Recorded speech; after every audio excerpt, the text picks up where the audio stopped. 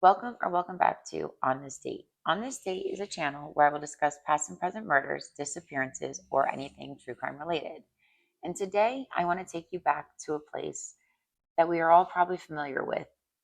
At least I am, and for the most part, I'm sure all of you are. A place that a very high profile trial is going on right now, the retrial of Karen Reed. Now, this isn't about Karen Reed. This is about the place. The place being Canton, Massachusetts. The place where a lot of police corruption seems to be running rampant. A lot of mishandling of cases seems to be running rampant, in my opinion.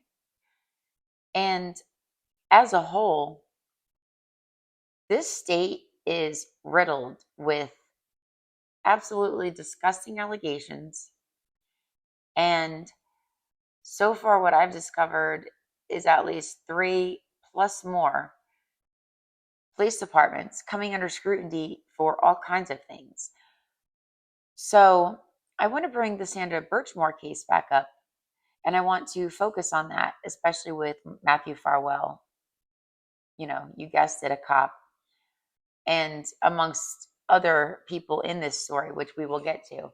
But I think it's important that we speak about this again, and we keep shedding light and bringing attention to the fact that something is going on in Massachusetts. And I'm probably going to butcher that like 300 times. So don't mind it. I'm sorry. I'm going to keep saying the state instead of Massachusetts. See, I can say it better like that, but then like I just can't do the Massachusetts part. So my goal is to cover Sandra Birchmore, and I know that Sandra Birchmore is a lot in the media, and I know that for the most of you do know about Sandra Birchmore as well. But for the ones who don't, I really wanted to tell this story, and I'm going to continue to keep telling stories that I do research about this state and about the corruption that's going on in multiple different departments, in multiple different agencies. Like, something's got to be done. And the only way to get something to be done is to keep the pressure on them, keep these names in the media, in the spotlight, so they are not forgotten, that this doesn't happen to somebody else.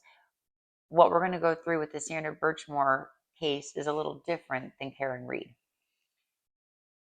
And although what Karen Reed is going through is horrific, Sandra Birchmore went through hell from a child on. So I want to get into now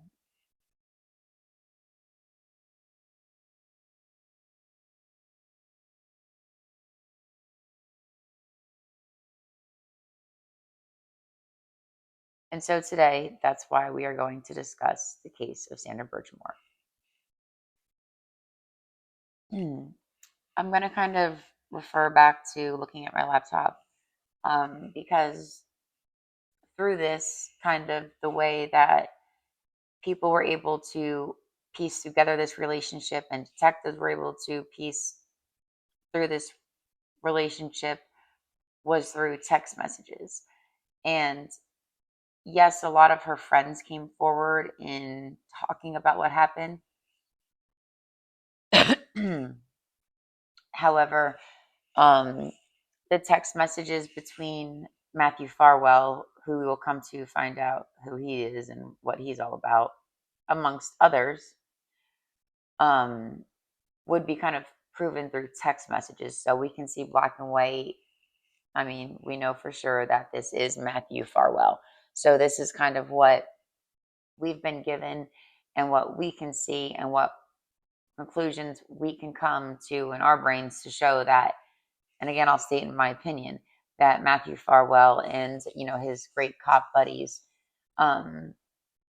were absolutely pieces of crap. And what they made this little girl endure and just what she was subjected to as a young child who was just a lost child is disgusting. And um, I don't know if anybody's in the support of the death penalty or not, but towards the end, we'll come to find out that he's up for the death penalty. So I would say I hope that he gets it, because I'm sorry. I don't know how you can completely rob her of her childhood and carry on for a decade. So I'm getting ahead of myself because I'm getting mad, because literally, why does it have to be police officers? Why does it have to be the ones that are supposed to protect us? Why is it the ones that we trust with our children? Well, used to, right? I think that we've all gotten a little wiser to police. And I don't mean it in a mean way. And I support the police wholeheartedly, good cops. And I watched this cop on Facebook, Tommy something. I can't think of his last name. Um, he's a cop. He does amazing things for the community. He has this little like, I think they go to like the Rat Pack, like this little like group of people that are a little special needs, and they're older and they're going through a lot. And he really has made them come out of their home and does really good things for them. Like, I love watching that guy. There are good cops. But this is like just shocking to me that we can have police officers committing these crimes. Oh, it makes me so mad.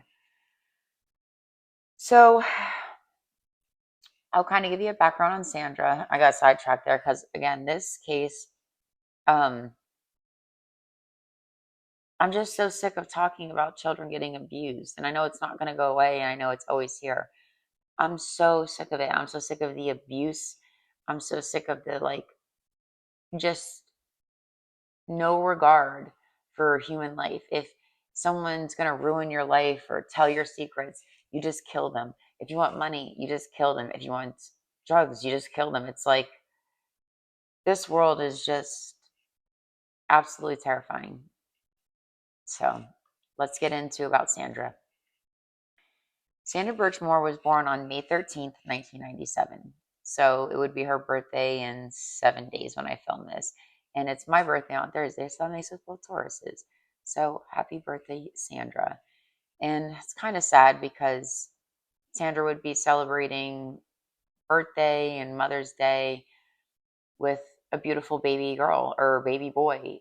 Um, and unfortunately, she didn't get to have that. And just seeing how excited she was over that really is sad looking back now. So, unfortunately, Sandra grew up in kind of a rough childhood. She grew up with her mother and her grandmother, who passed when she was very young. Sandra became kind of struggling with some mental health issues because of this, and kind of sought out some kind of positive influence. And this is when she's seen probably like an ad or something for the Stoughton Police Department running an Explorers program. And at this point, Sandra applies, and this is March of 2010. So spring, March 2010. Sandra applies, and she's ended up being accepted into this program.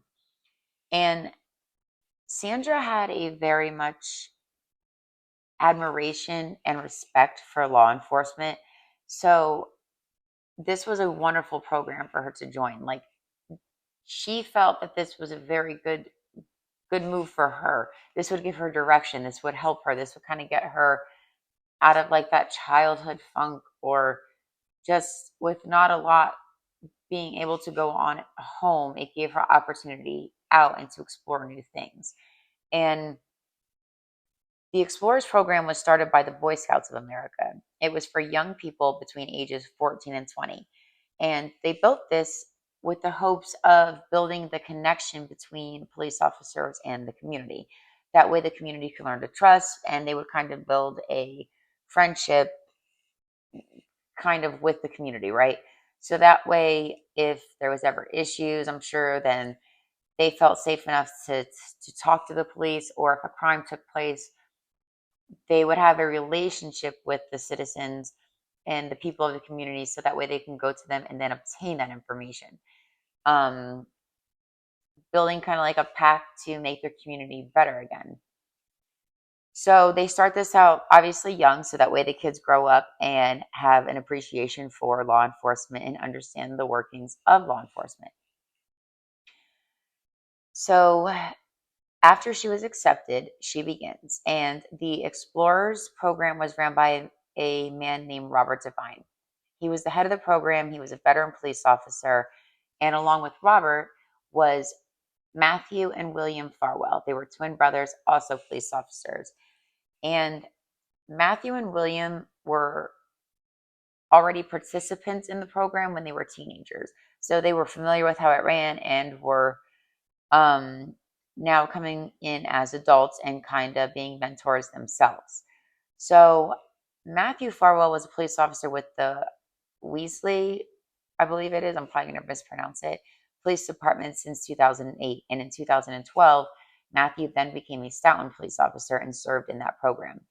Matthew was mainly responsible for the instruction of firearms and also with the canine handling and showing how canines kind of are used in a police investigation.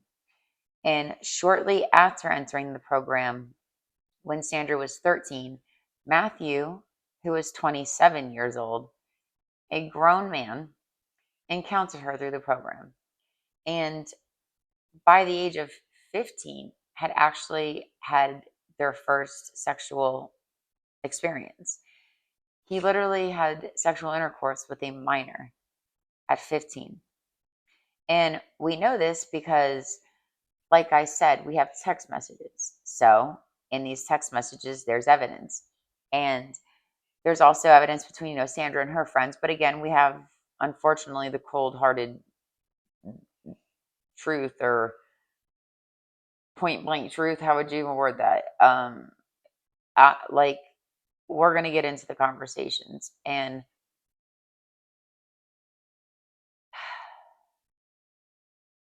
if you were even looking at this coming from a relationship standpoint, it would be so toxic and so disgusting, abusive, physically, mentally, sexually.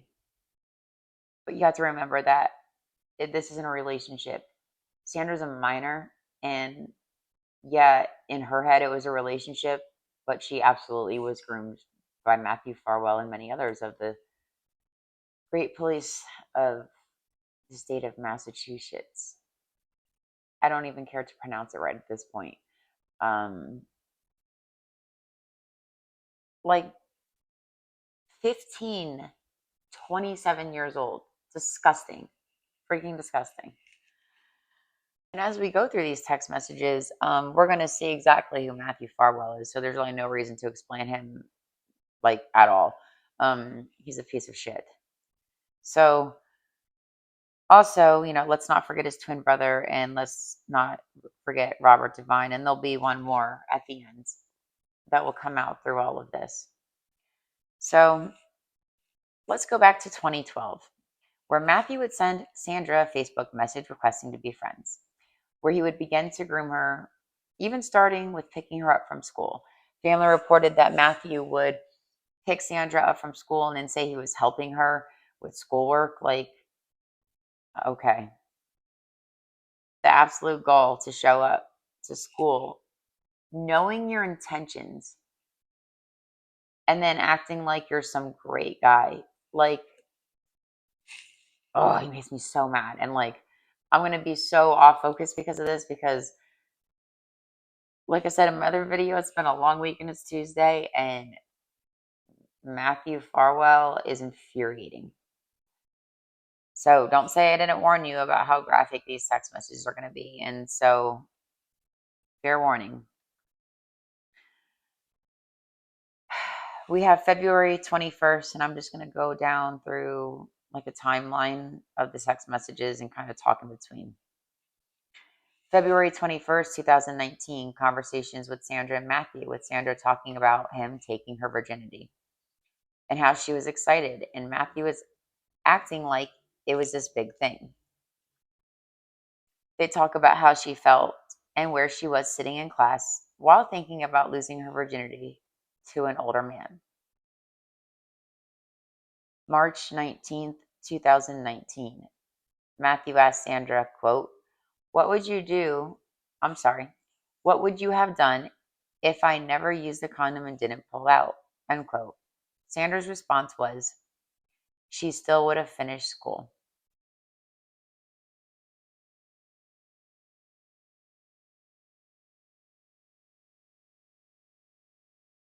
We're 2 texts down, 3 texts down. The heat and rage that I feel, I can't even tell you. June 17th, 2019, Sandra and Matthew discuss about how he helped her test prep and how she should have told him that she was interested in him and wanted to have sex. He then asks her, quote, "Did you think I wouldn't want to fuck you?" End quote. Sandra replies, quote, "Yes, and I like because of my age, I didn't want to be like, no, what the fuck?" Or WTF, I'm sorry. End quote. Matthew responds, quote, "I understand that." End quote. Pig. February 11th, 2020. They're having a conversation about it.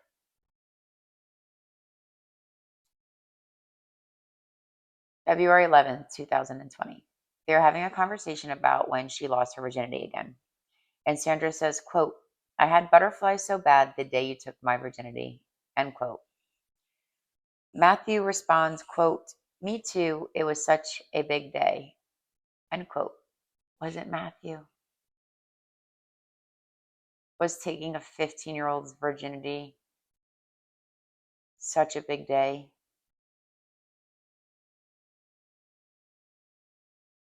Moving on.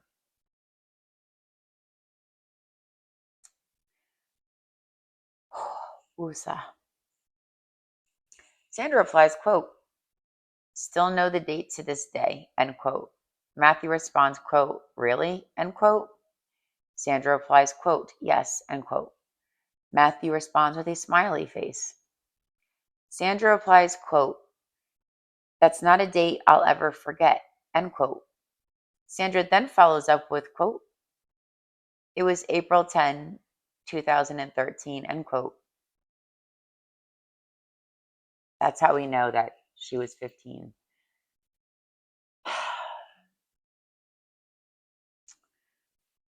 Matthew responds with a smiley face. Sandra replies, quote, "Best day of my life." End quote, with a heart emoji inserted. Matthew responds, quote, "Me too." Was it the best day of your life, Matthew? Is it, Matthew, taking a fucking child's virginity is the best day of your life?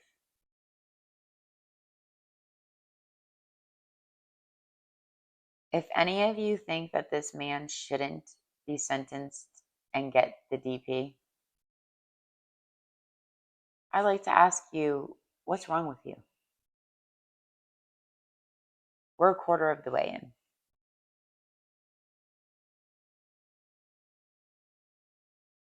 And these text messages get worse because Matthew, as the investigation discovers, through this time, Matthew is super into rough sex, choking, demeaning sex, and very violent sexual acts. So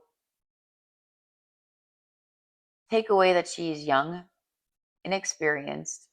She has an older man, a police officer,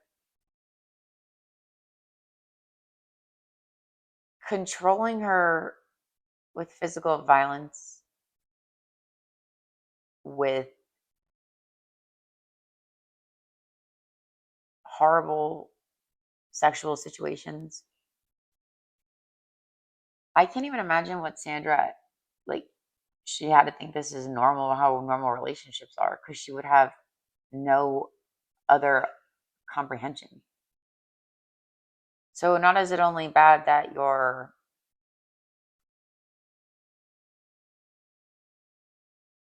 essaying a 15-year-old, you're doing it rough, demeaning, and as a form of punishment when she doesn't do what you want. Okay. Well, if the state doesn't do it, nope. Sorry about my mic. Let me make sure that's on. Well, if the state doesn't often, hopefully somebody in the prison system does. Just saying, in my opinion.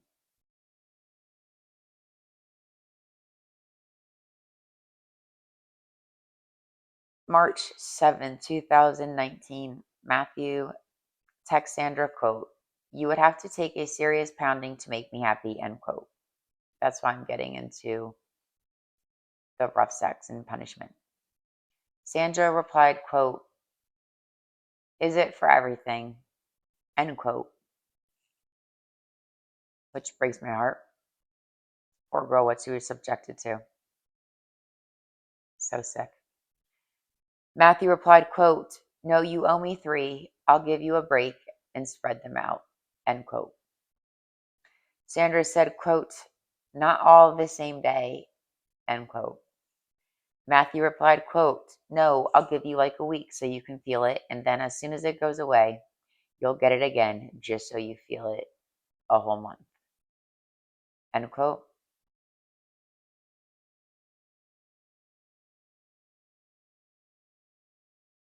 I'm sorry, Matthew. Even if Sandra was your age, like, what the hell is wrong with you? There's a special place for you, Matthew.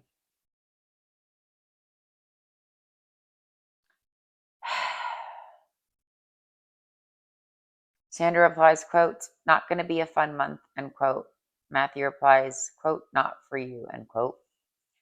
October 2020, Sandra and Matthew had a conversation about sex where Matthew stated he wanted her to call him daddy and engage in anal sex and pull her hair while telling her to shut the fuck up.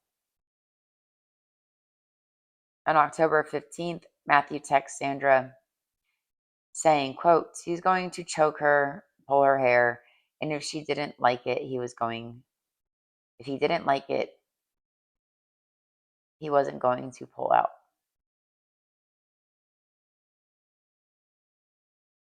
November 13th, 2020.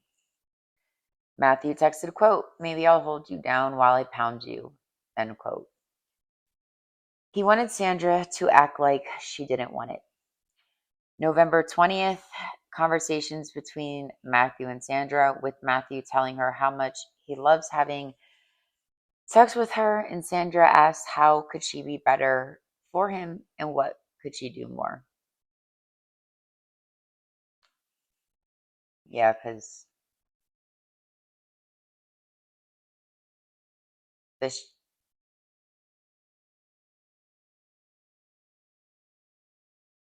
I'm sick. Sorry.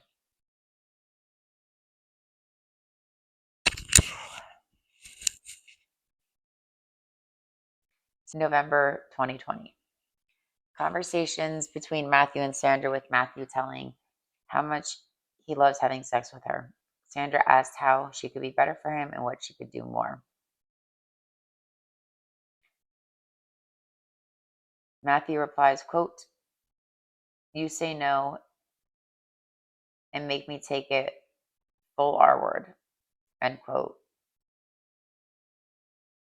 Sandra then says, quote, "I'm open to that," end quote. And we're not judging Sandra, so don't even go there in the comments or anything. This girl, woman, was groomed.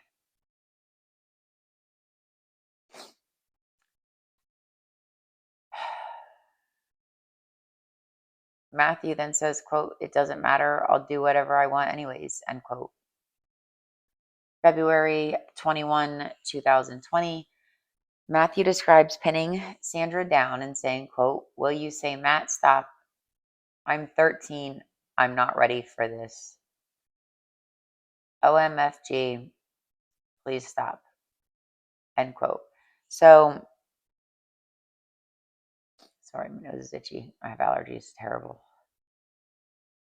So now Matthew wants her to, act like she's 13 while he pins her down.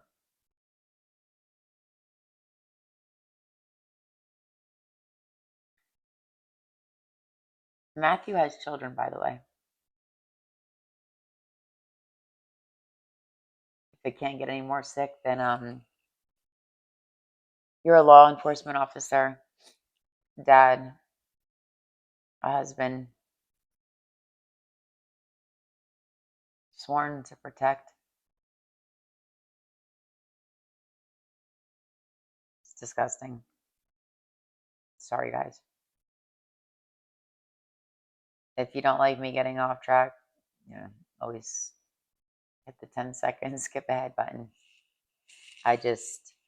If you don't read this or hear this and it doesn't affect you, or something wrong. This world is, I don't even know. It's a scary freaking place. More conversations talking about pretending to be her brother and come in and have sex with her. Weird. Incest.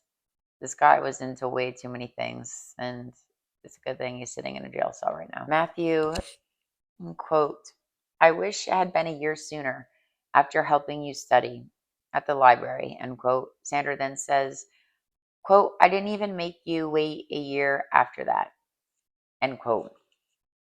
She follows up with, quote, "And good, but I don't think you're going to get what you want next time," end quote. Matthew replies, "Of course, I will just take it," end quote. Sandra says, quote, "That's what you think. Good luck with that," end quote. Matthew replies, quote, "Was that the first day you said, OMG, I want this guy to be my first? I want to feel him inside of me," end quote. Sandra says, quote, "Yeah. So 2012, I finally decided that I was going to try and find a way to fuck you and just wasn't sure how," end quote. She follows with, quote, "How did you feel when I asked to make your dream come true?" End quote. Matthew replies, "Amazing."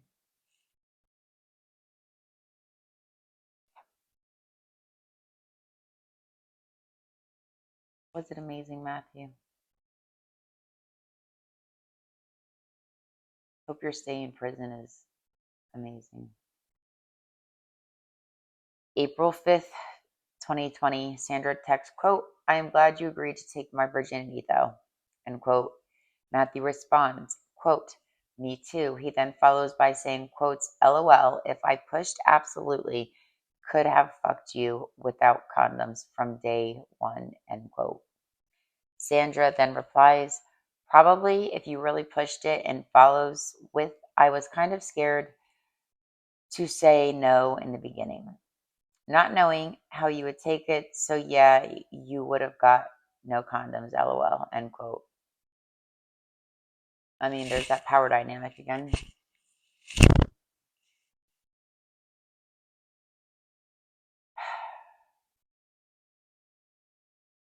Okay.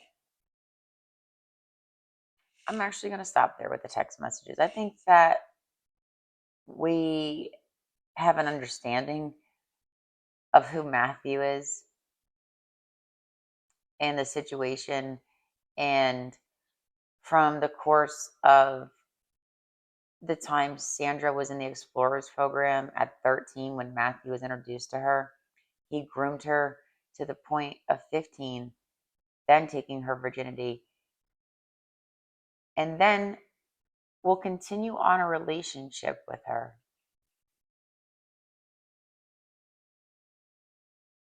up until her death. Decade-long relationship. And mind you, Matthew is married this whole entire time.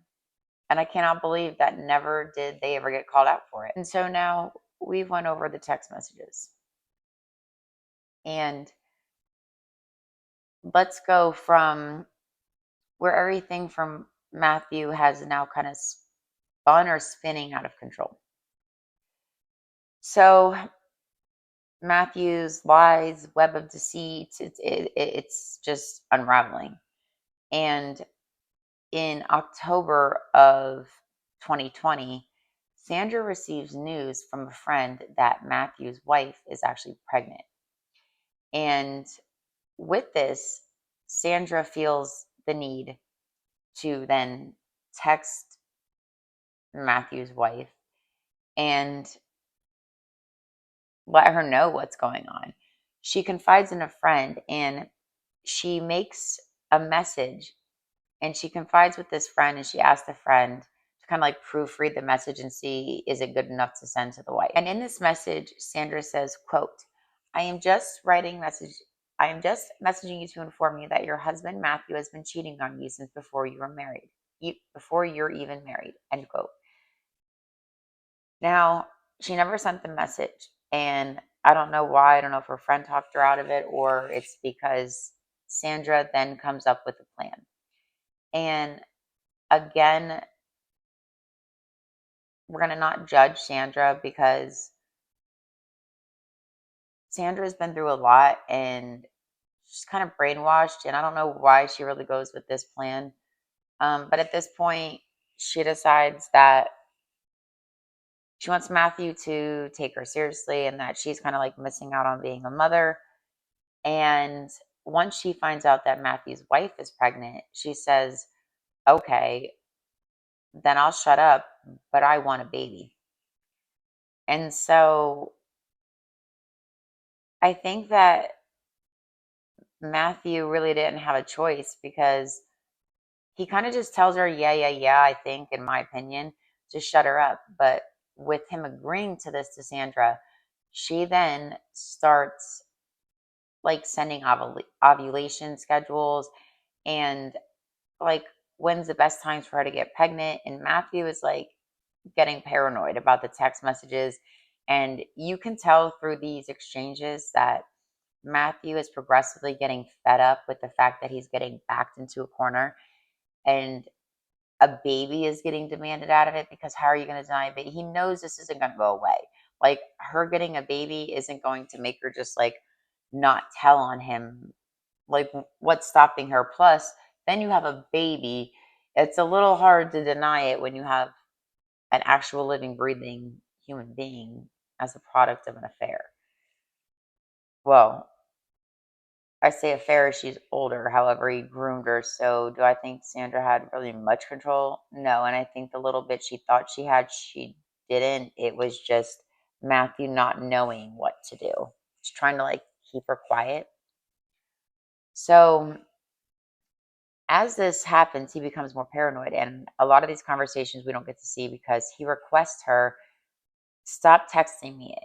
We need to meet in person when they talk about anything like with the pregnancy or anything. He knows it's going to come back and like bite him in the ass at the end. So on November 3rd, they have a conversation about this getting pregnant. And a couple of days later, she starts in on him about he needs to be on the birth certificate. And now she is actually like giving more ultimatums to him. So with these ultimatums, he wants to have a meeting in person. He doesn't want to talk, of course, again on text message. So on December 28th, 2020, Sandra sends Matthew a poster.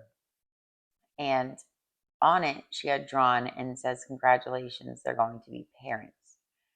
Matthew's response, like they just had the meeting about not texting or whatever, and about any of this. And then here goes Sandra sending the post. I think it's kind of funny because you know what? That's what you get, Matthew. That's what you fucking get. So she sends a poster and it says, "Congratulations, we're going to be parents." And Matthew's response was nothing to say. How could she express this in a text when she knows how he feels about the text messaging? It was very cold, and you could tell he was pissed. He says, "How many weeks are you?" She responds, 3.5 weeks. And at this point, he's like, "Yeah, we need to talk." And she's like, "No shit." So at this point, Sandra even tells him that he's not signing the birth certificate to his wife and his third baby if he does not sign the birth certificate to her baby. So again, that's another ultimatum because in the beginning, it was pretty much like, give me a baby and I don't want anything to do. You don't have to come around if you don't want to. I just want the baby and blah, blah, blah. So now she's got him. Like, and that's what you get, Matthew. So Matthew kind of fires back at her at this point because he's upset about her saying about the birth certificate and kind of giving her more ultimatums. And he tells her that it's not a choice and that he's kind of getting pressured into this, right? And he wants to, of course, talk to her tomorrow because he's fed up. However, despite all this, Sandra is excited about the birth and about the upcoming birth and the baby. And she starts like getting clothes together, figuring out what clothes the baby's going to need for the winter months. Also, talking about a baby shower and newborn photo shoots. And she expressed to people around her that the father was not happy. And that's when she kind of expresses about the abuse, the headlock, other things going on. And I think that she really was just brainwashed. Like, it's so sad.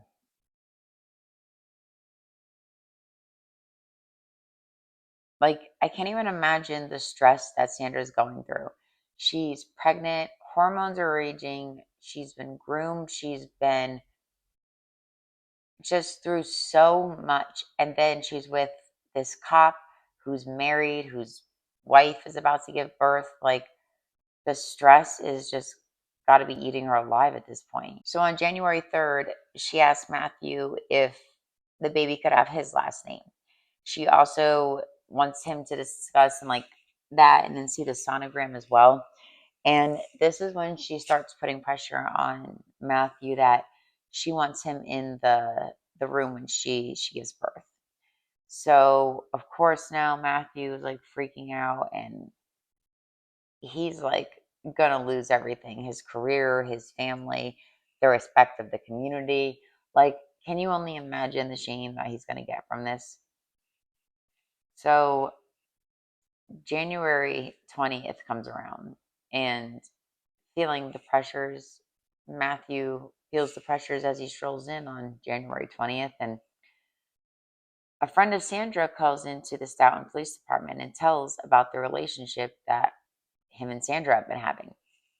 But when Matthew comes in and the employee tells him about the message and how I took the name and the number, and Matthew gets irate and just says like, "Forget it," and kind of like puts it to the side. And I guess so does this employee.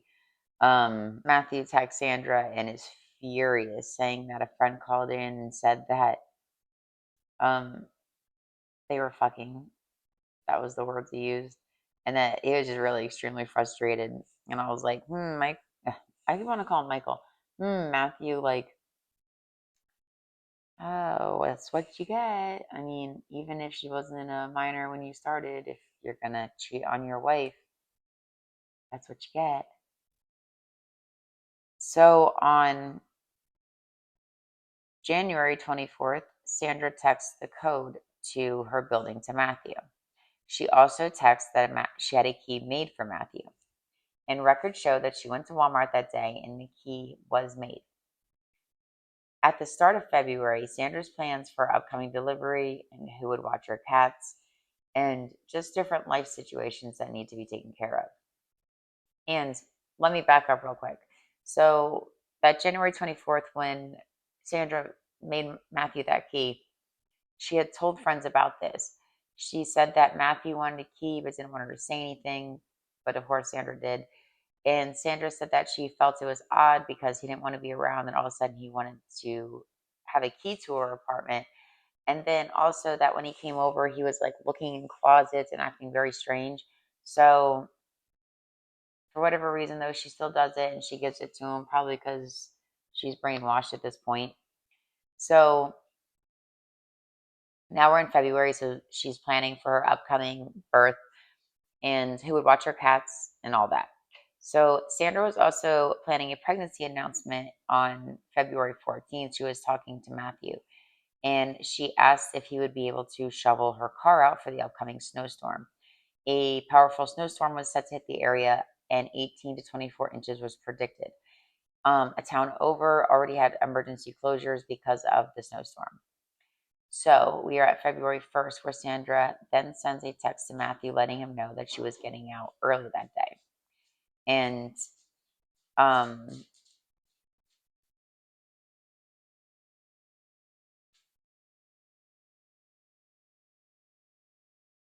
she was getting out early that day because of the snowstorm.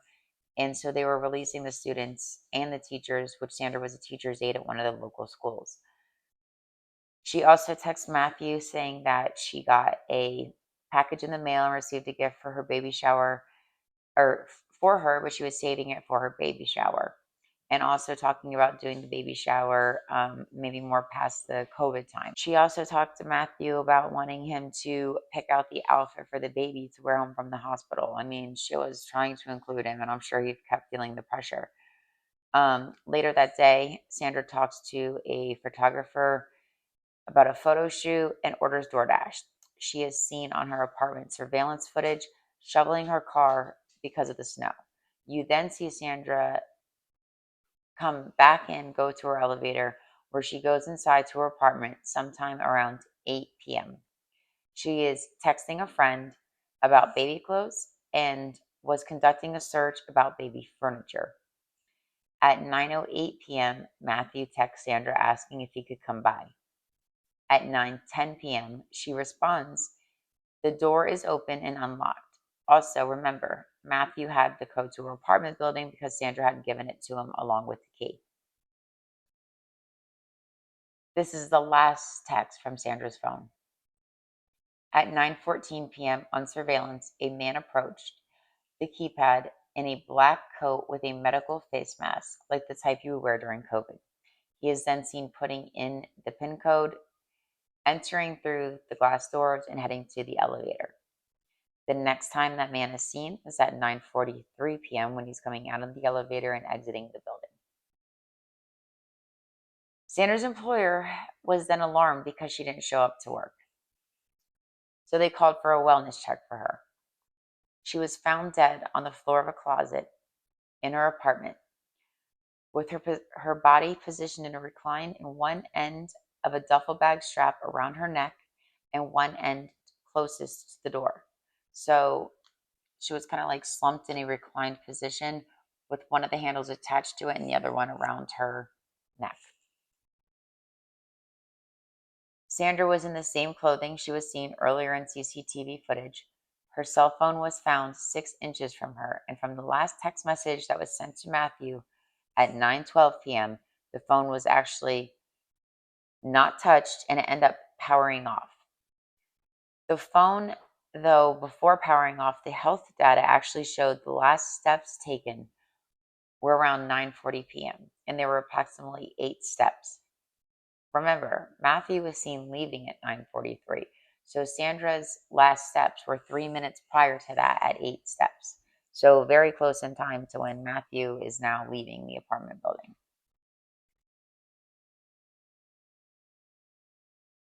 And the same day that, or the same night that Matthew showed up to Sandra's apartment would be the same day that his wife was actually giving birth to their third child.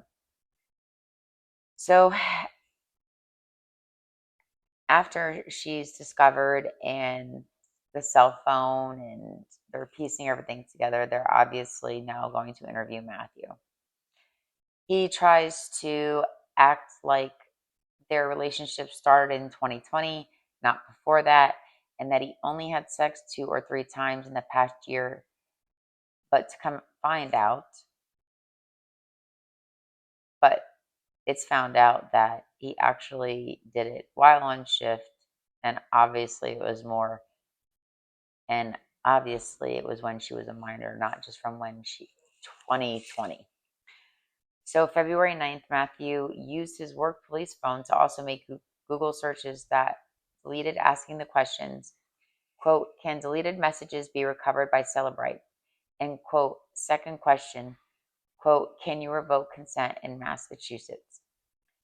And of course, over the next few months, the police department would perform an internal investigation into the death of Sandra and the relationships between her and Matthew. And now, with everything with Matthew being found out, it's also found out that he wasn't the only one taking advantage of Sandra. Well, remember that twin brother that Matthew had, William? It was also found out that he partaked in sexual activity and would also try to give her to other men. And remember Robert Devine, the head of the Explorers program for them? Well, that was end up to be found out that he also had a part in it. And May 21st, 2021, the Massachusetts State Medical Examiners performed the autopsy on Sandra, where they deemed it self-inflicted. And obviously, Sandra's family did not believe that she committed suicide. And this was part two, coming into her apartment and seeing that she had a load of wet laundry, a load of dry laundry. She had baby clothes, homemade baby clothes, things she had been ordering, other baby items that had been delivered to her. And that homemade poster that said, congratulations, they were going to be parents, the one that she sent to piece of shit Matthew Farwell, the father, of the baby. So to them, didn't really seem like she wanted to end her life when she's all excited about a baby and planning baby showers and doing all of that. Her parents would also find her flamingo necklace that she always wore. And unfortunately, this was broken on Sandra from one side of the chain. So kind of like the chain was broken and the flamingo charm fell to the ground. And while moving her body, the police or the medical examiners, the necklace fell off and fell to her bedroom floor. And that's where the family had then later discovered it. And I can't imagine how tragic that is, just how sad. Absolutely heartbreaking. And on February 24th, 2021, Matthew was put under administrative leave. And by April 2022, he resigned. And Matthew moved on to doing commercial license and like a trucking business called DMJ Transportation. And September 2022 concluded a 19-month-long internal investigation. This included Matthew's twin brother William, Robert Devine. The chief released a statement and stating about the two others involved. One was a military recruiter and a police officer who worked in the department.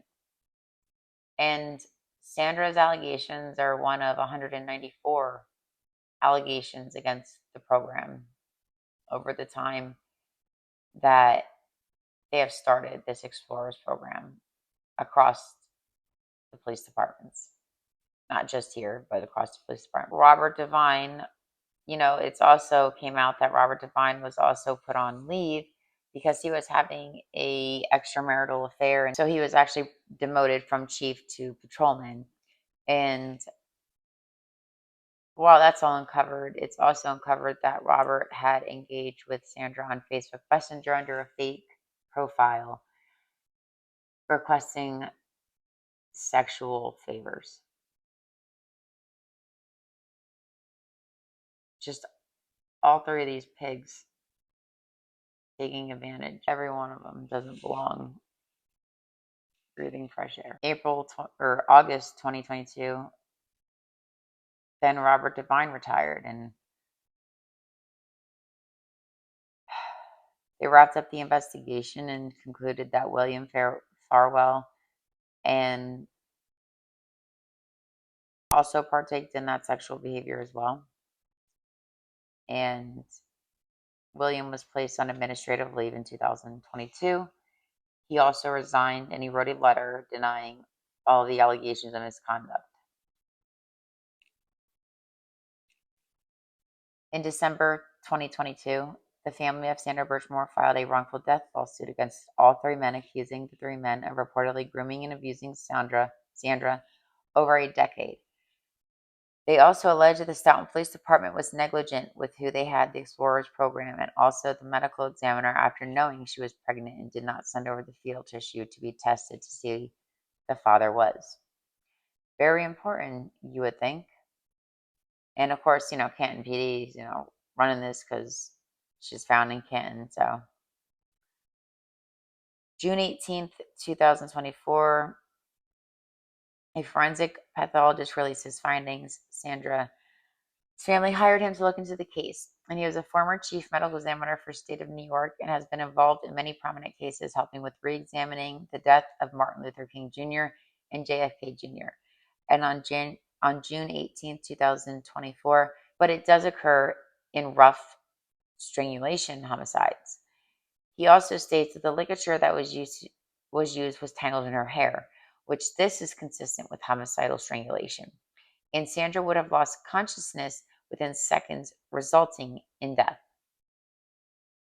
The FBI agent released an affidavit, David, stating that an expert hired to assist in federal investigation has also made several conclusions, calling the previous medical examiners into question. Dr. William Schmuck said that the reclined position that she was found was not consistent with the hyoid bone being fractured. Additionally, Schmuck stated that there was skin missing from Sandra's nose. That is consistent with signs of strangulation. This is because the person moves their face back and forth to try to get oxygen, to try to breathe, to try to survive. And how this police department just overlooks that. They overlooked how Matthew had been having a relationship with Sandra Birchmore, and he was doing it since she was 15. They also realized that she was pregnant and didn't send that fetal tissue. And that really Matthew was the only one with motive. Attorney General Andrea Campbell confirmed looking into Canton Police Department. Andrea also states that with the case with Sandra has now opened up all kinds of things about misconduct that has been going on with this police department, stating that as she's investigating, she is finding more and more corruption within this police department. And in August 2024, all this comes to a head, and Matthew Farwell is arrested in Revere, Massachusetts. And Matthew is charged with one count of killing a witness or victim. This carries a mandatory life sentence or death sentence. And we have this real gem here, Joshua Hill, another cop, a police resource officer, canine handling, was around children, was trusted to the community. Yeah, well, turns out that Joshua is a piece of shit too. Because through this little investigation, his name comes up in Sandra's phone, and at first the department's kind of thinking he's like a witness, and it's not a big deal. Well, he's not a witness because he also was sexually assaulting Sandra. Yeah. But Josh, good old Josh, he claims that she, is an adult, and that she had, told him about this multiple times, that she had sex with officers throughout the department. Like, no big deal. So yeah, good old Josh too was part of just taking advantage of a young girl. Yeah. So we shall see what comes of it. I will keep you updated, and we're going to end it there. We will touch back on what's going on, But I just kind of wanted to shed light on what Sandra Birchmore went through with this police department and how absolutely toxic Massachusetts, mispronounce it one more time, is. I'm sorry. Police should be held to even more of a higher standard. Absolutely shameful. And anybody who knew about this abuse, who covers it up, anybody in this Explorers program that keeps letting these young girls get groomed by grown ass men, anybody who keeps their mouth shut and lets these police officers keep conducting themselves like this should be charged too and should be ashamed. When does it stop? When will anyone ever be able to trust the police? Not just in this state. You know, this happens all over the place. This isn't just new to there or new to the world. It happens. When does it stop? Like, are we just going to put, in my opinion, innocent people in jail for crimes they don't commit? Karen Reed. Or are we going to allow the sexual abuse of minors, the grooming of minors? I don't know, guys. Sad to see. We see high profile, trusted individuals every day just showing who they truly are. Like, you want to be positive about the world and you want to have a good outlook, and especially when you're a parent, you don't want to like make your kids fearful of the world. But anymore, I don't care. Judge me or judge me if you don't want me to, or judge me or don't judge. I don't care. I'm constantly, my kids are teenagers. My one is 18 and my other one is 16. And I am constantly showing them, telling them about things, even if it's uncomfortable conversations, like what happened with Sarah Birchmore. I want my daughter to be aware that if you're driving, you don't pull over for just some undercover unmarked cop, or, you know, I'm just using an example, but if you are with an officer, you know, if you feel unsafe, start recording, start this.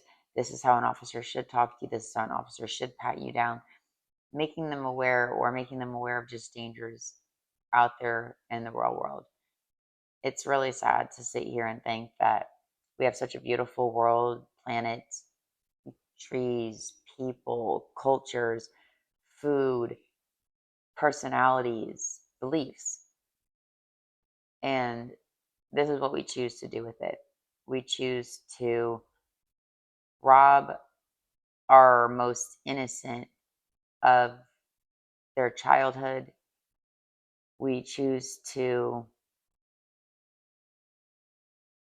murder when we don't get our way. Like, people are just disposable. Yeah, I don't know. Everybody needs to just start waking up and being nicer. I don't know. And we need to start holding people accountable for these crimes. Stop thinking that jail time reform is going to fix these individuals. There is reform for many of different crimes. This is not one of them. And that's where I'll leave the video. Let me know down in the comments below what you think.